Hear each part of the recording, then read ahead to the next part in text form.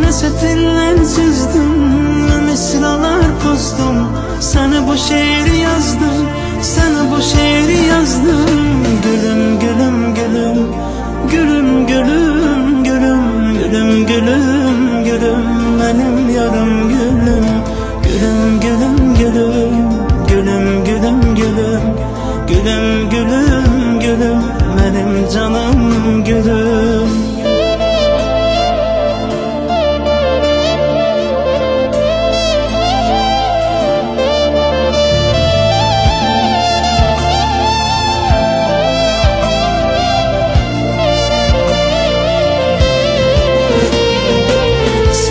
Dostum olmuş, biri varmış biri yokmuş.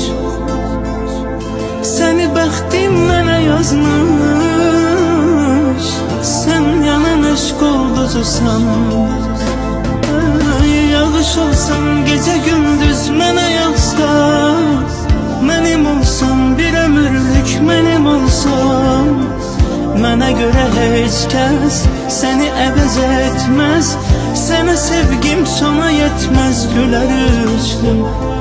Yağış olsan gece gündüz mənə yağsan, bir ömürlük mənim olsan, mənim olsan.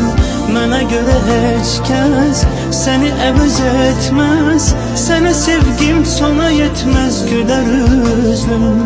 Sana sevgim sona yetmez, güler yüzlü. Sana sevgim sona yetmez,